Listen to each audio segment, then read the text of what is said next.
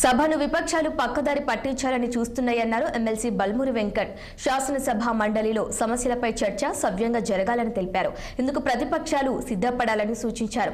కేసీఆర్ చదివిన 80,000 పుస్తకాలు అనుభవం ఎక్కడికి పోయిందని అసెంబ్లీ మీడియా పాయింట్ వద్ద బల్మూరి ఎద్దేవా చేశారు. ప్రతిపక్ష నేతగా కేసీఆర్ ఎందుకు అసెంబ్లీకి రావట్లేదని ప్రశ్నించారు. కేసీఆర్ ను చట్టసభలకు కేటీఆర్ ను తీసుకురావాలని కోరారు.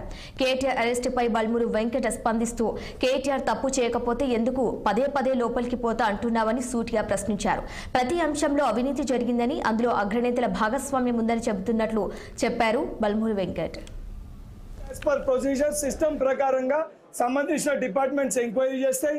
పోలీస్ డిపార్ట్మెంట్ ఆ ప్రొసీజర్ ని ఫాలో అవుతుంది.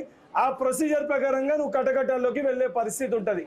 కానీ ప్రతిసారి ఏ అంశం మాట్లాడినా కూడా నన్ను లోపలేస్తారు అబ్బా నేను లోపల పోతా, నన్ను లోపలేస్తారు అబ్బా నేను లోపల పోతా అంటే ప్రతి విషయంలో కూడా ఈరోజు యావత్ తెలంగాణ సమాజానికి గుమ్మడికాయలు దొంగెవరు అంటే భుజాలు తడుముకున్నట్టు ప్రతి అంశంలో కూడా జరిగిన ప్రతి అవినీతిలో కూడా నీవే భాగస్వామ్యం ఉంది, అందుకు నువ్వు లోపల పోయే పరిస్థితి ఉంది అని చెప్పని నువ్వే పదే పదే మీరే ఏదైతే మీడియా ముఖంగా మాట్లాడుతారో 100% గత 10 ఏళ్లలో అది ఏ అంశం అన్నా కానీ ఏ స్కీమ్లో అన్న స్కామ్ జరిగింటే అది విద్యారంగం కానీ, వైద్యరంగం కానీ, ఇరిగేషన్ కానీ, ఎలక్ట్రిసిటీ కానీ, ఈ రేసింగ్ కానీ ప్రతి అంశం పైన తెలంగాణ ప్రజల సొమ్ముని ఏదైతే దోచుకొని ఏదైతే ప్రొసీజర్ ప్రకారంగా కాకుండా మీకున్న ఒక అధికారాన్ని అడ్డం పెట్టుకొని ఎవరు మమ్మల్ని ఏమి చేయలేదని ఒక అహంకారంతో ఏమన్నా తప్పులు చేసింటే ఈ ప్రజాప్రభుత్వంలో దాన్ని ప్రొసీజర్ ప్రకారంగా ఇన్వెస్టిగేట్ చేయడం జరుగుతుంది.